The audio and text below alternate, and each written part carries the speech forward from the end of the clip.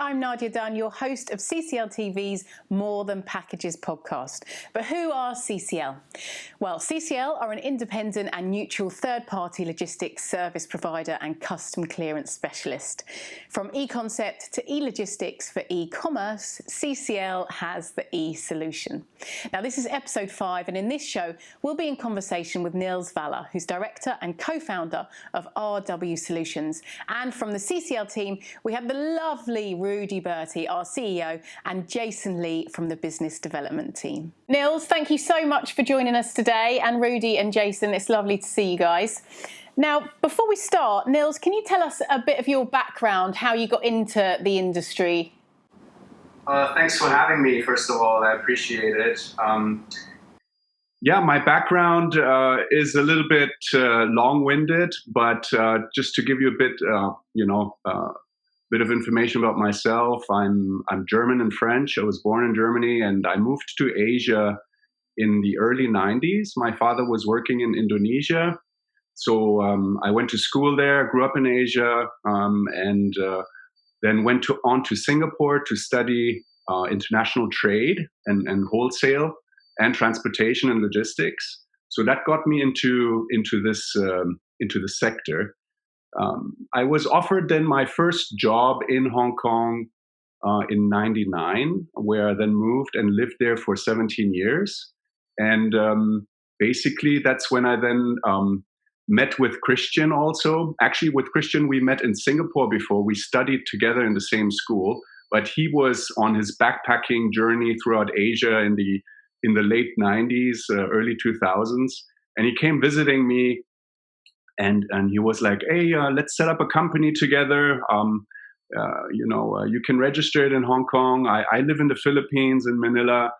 We can have an office there. And I have this thought we could do freight forwarding networks. And I had really no idea where that idea came from him or how it came about.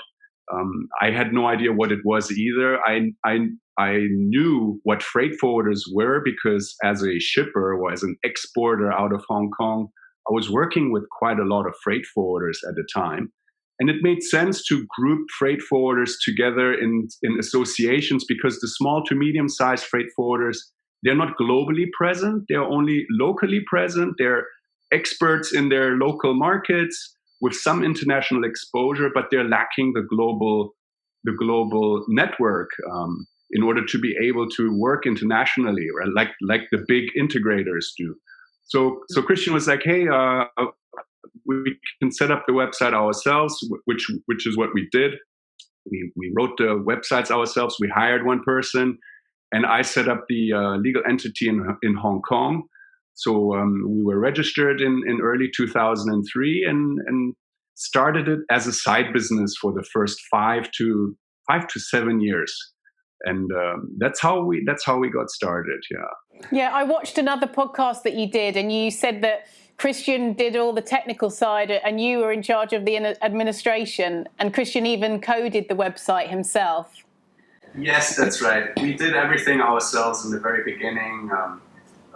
When we hired one person, also we hired one person in Manila first, in a modeling agency. We rented a desk, and we didn't quite know what to do with that person either, except to sort of help us maintain the website as well when Christian was working on it and trying to sell the networks and the memberships and the conferences that we started off. Yeah, but I was mainly in charge of accounting in Hong Kong, the boring stuff, the admin stuff, and visiting Christian once in a while to try to get the company on its feet, right? Yeah.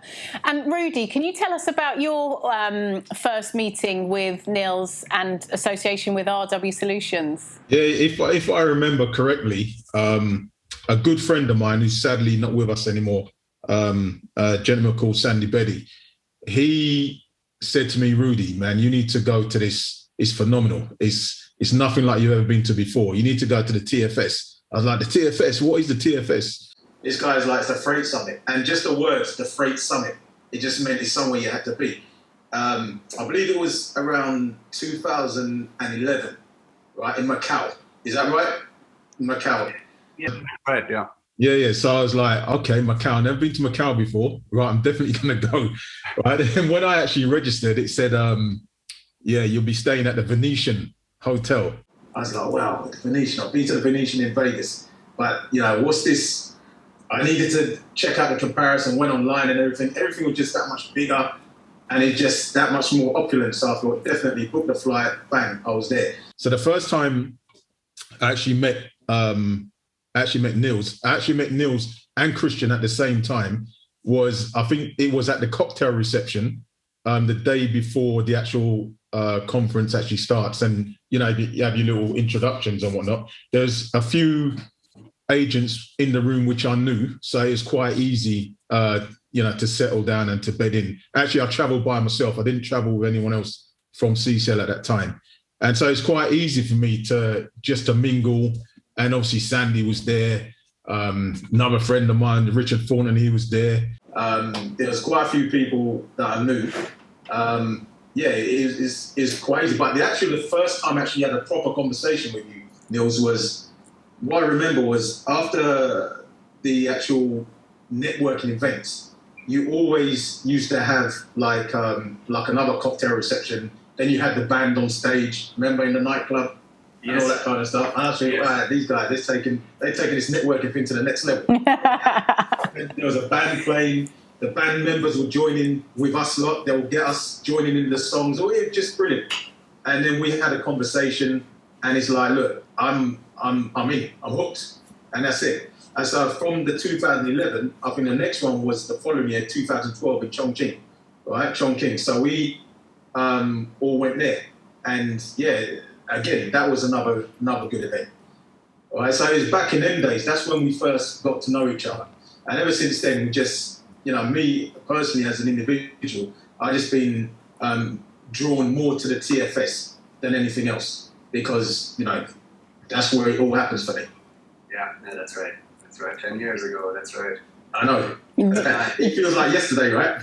It does, yeah, it does. It's funny, yeah. Strange. Do you remember it well, Nils? I do, yeah.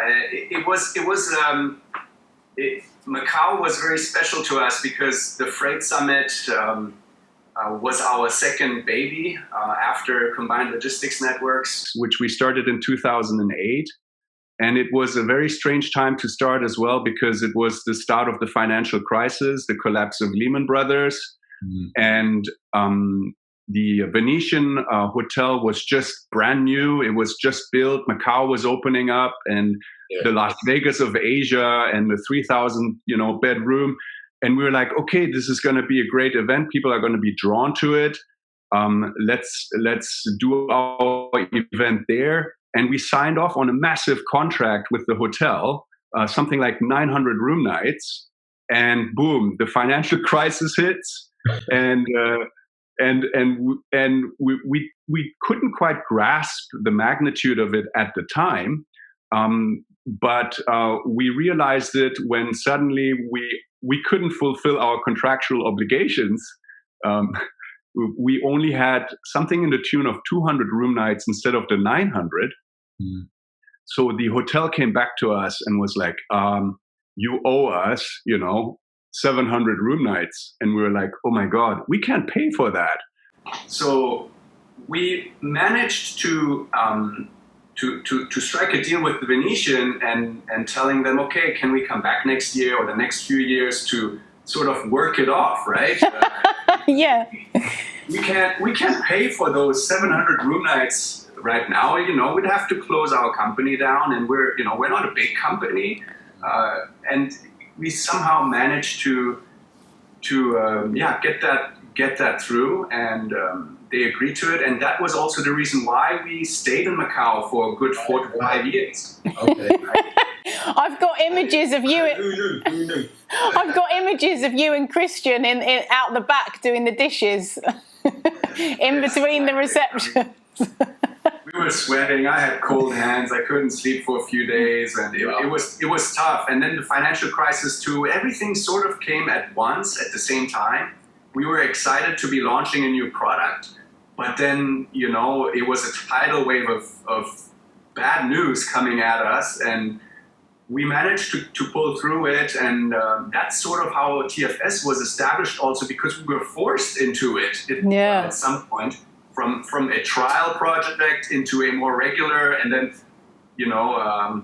into now what the Freight Summit is, right? Yeah. I would say, Nils, this, you actually disguised it very well.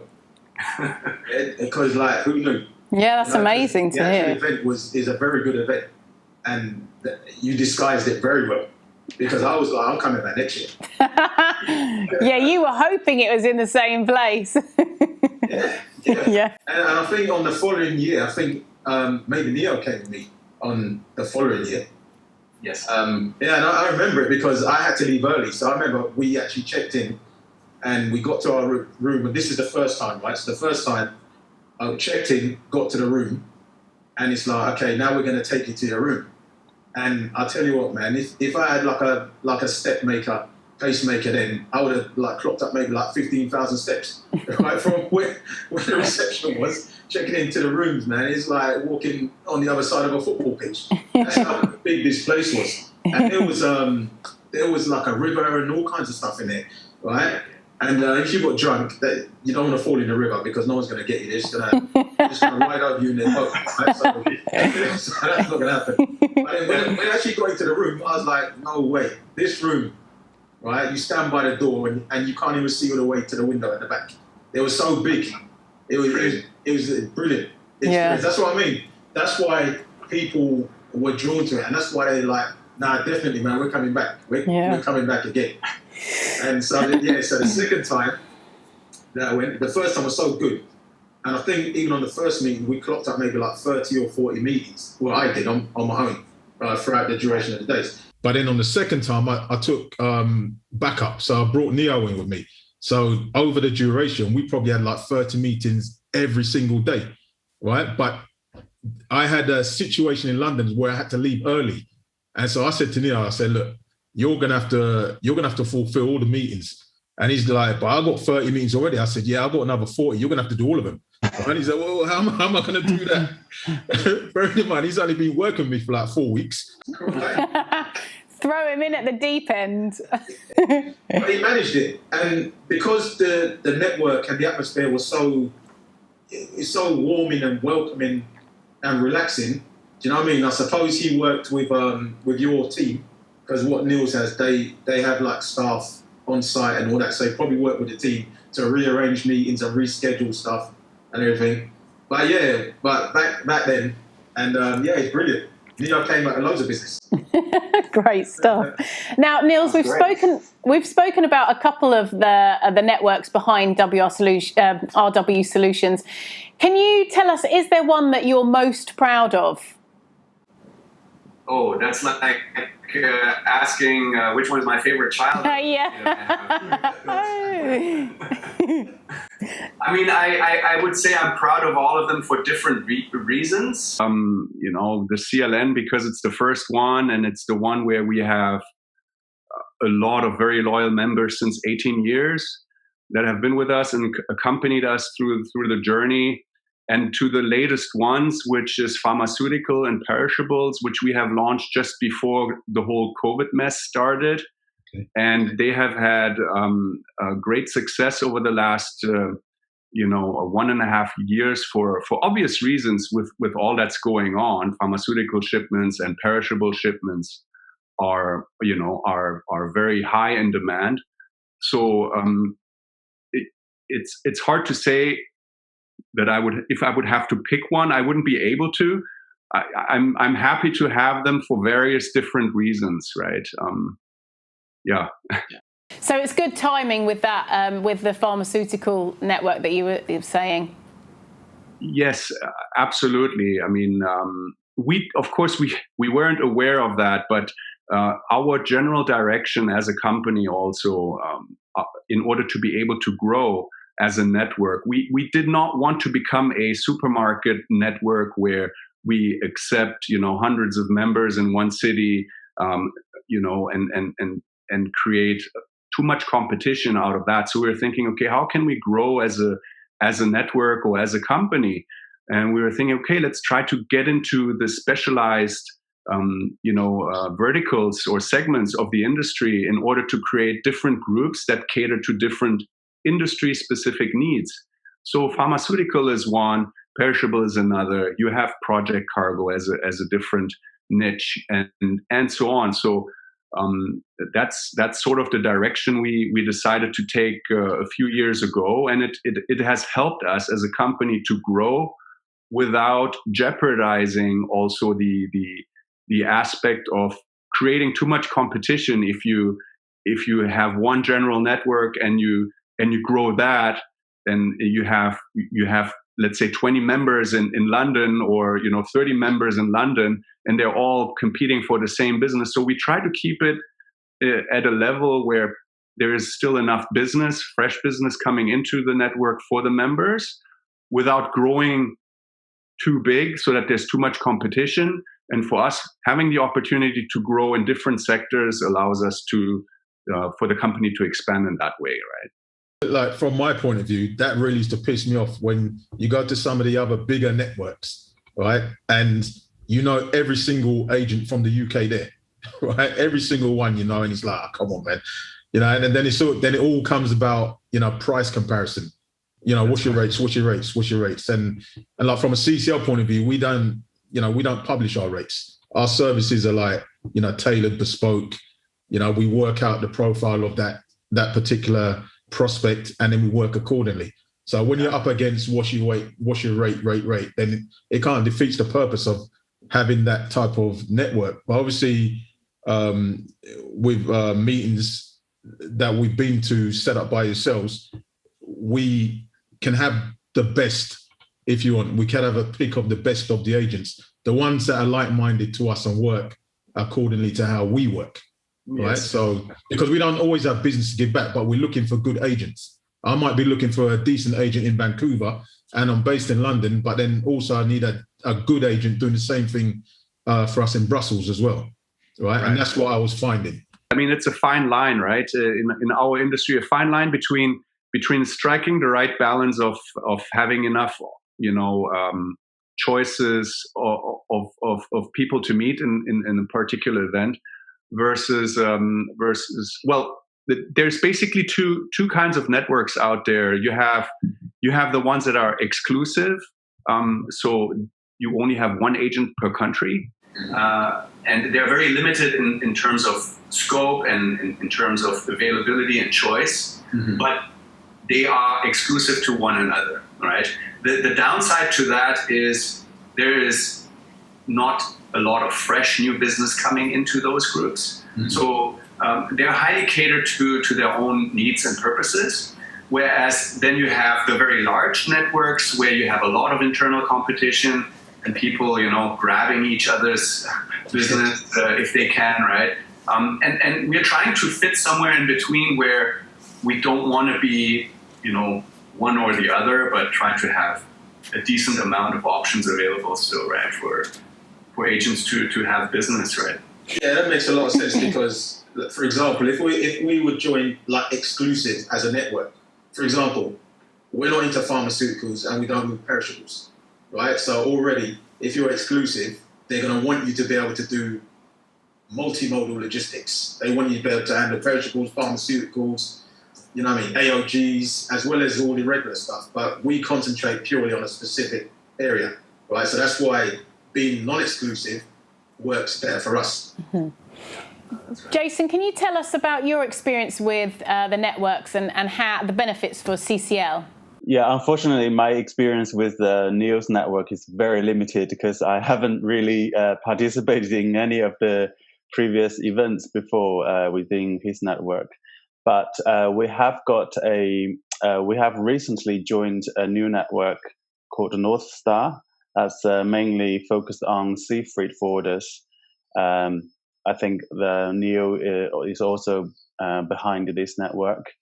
And because traditionally CCL is very much focused on air freight, because we have got our warehouse ETSF near Heathrow Airport, and naturally we are very strong with air freight import.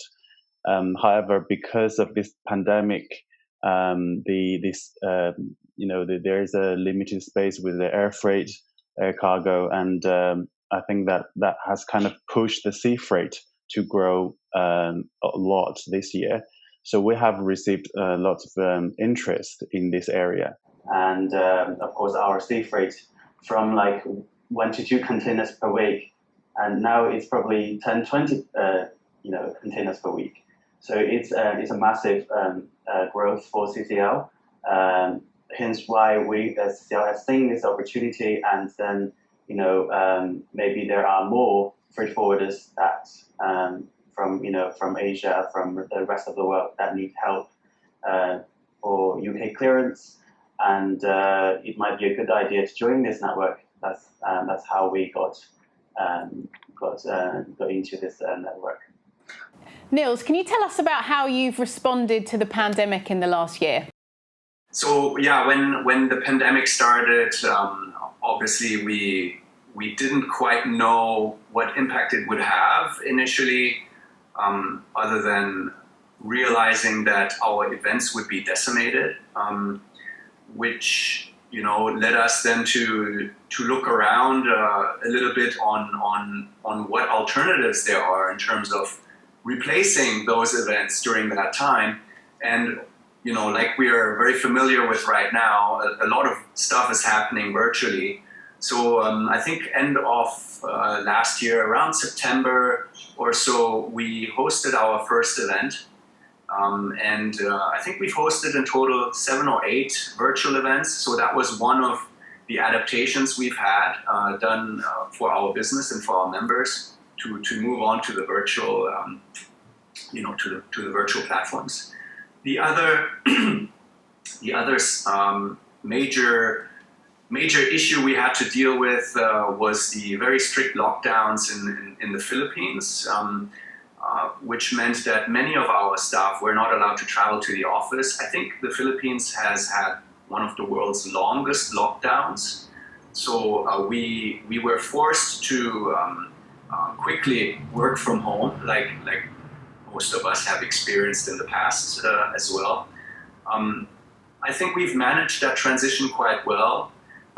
We're also very happy and glad that we're actually in this in this sector of the economy where transportation is an essential business, which has allowed for our company to continue to thrive and not having to let go or reduce our headcount and our basically our presence. We are all still very busy, even though our events teams have had less to do on the physical events. They have quickly transitioned into the virtual space. So we've been forced into an environment where we are having to accept a lot of digital mediums for our future work, right? So being at virtual meetings or being more digitally connected with one another. So these are all things that we have developed, let me say, at a rather fast pace over the last few months. So I think that trend has applied to many companies out there, right? And do you think once we're allowed to start attending live events again, hopefully very soon, do you think there'll still be a place for virtual events? I think so, yes. I think there definitely will be a place for virtual events as an add-on service to your physical events. For example, if you look at countries where travel might be difficult, let's say you look at Africa or South America, and for us, most of our events are in Asia. So many of those companies based in those countries are not necessarily able to travel very often because it's just too far and too long of a trip for them to come to Asia. So if they want to experience your services, they can do that virtually at a much more cost-efficient way. So it allows us to have a broader reach into areas and sectors of the economy that we wouldn't have been able to reach out to in the past, because we have been forced into this whole virtual world now it opens up a lot of new opportunities at the same time. It also complements our existing, our existing infrastructure, where traditionally you would maybe, have one event a year, but now you can have maybe another smaller event, an add-on event, or a specialized sales event for your members 6 months down the road. So it can complement with each other quite well. Yeah, I think that sounds like a great idea. Just having, giving customers and members something extra as well as that live event. Yeah, correct. I mean, it will never, I think the virtual aspect will never replace the physical interaction. I think we've all come to realize, us being social beings that we are, we need to have that contact, that touch, right? The physical presence of another person to really get to be able to read in between the lines, which is hard to do virtually. However convenient it might be to go online on a call, we are all craving for that contact still, and that will never be able to be replaced fully, right? And it sounds like Rudee's been waiting for another invite back to the Venetian for a good few years now. Yeah. Well, the thing is, I might just be going by myself, because what this pandemic has taught us all is that there's a restriction on budget. So the travel. Yeah, sorry, Nils, I will never go to you. Yeah. Yeah, so I'll be there by myself, and Jason could be assisting me virtually. Yeah. Just do the extra. Jason is the add-on. Yeah. Jason's a +1. Yeah. Now, Nils, finally, do you have any future plans that you can tell us about? Yes, I mean, the transition to digital is alive and well, and speeding up even further. So we are looking into various ways to be able to offer digital solutions for our members. So being it through mobile applications, or even artificial intelligence, AI. So we're in touch with various companies now, where we are looking to integrate certain aspects of AI for members to be able to communicate with one another more efficiently, for documentation, for the handling of documentation. So the digital transformation is happening right now, and it's happening very quick, and we want to be part of that change as well. Oh. Really exciting stuff on the horizon. So lastly, can you tell us, if you were heading to a desert island, this is for you first, Nils, what film or book would you take with you? Oh dear. Probably Desert Island for Dummies book. How to Survive Desert Island for Dummies. That would be the first book that I would Yeah. You'd be one step ahead then, at least. And Rudee, what about you? I like to read, but I don't find myself reading that often. So I'll probably take the biggest, most interesting book that I know, A Long Walk to Freedom, Nelson Mandela. Nice. Yeah. It might take me 4 weeks, but then if I'm trapped on a desert island, I'll be there probably 4 years, so I'll have enough time. Oh, I'm guessing you'd take a lot of music with you as well. Oh, yeah. That was brilliant. Thank you so much for joining us, guys. Hopefully we'll see you again soon. And remember that CCL are much more than packages.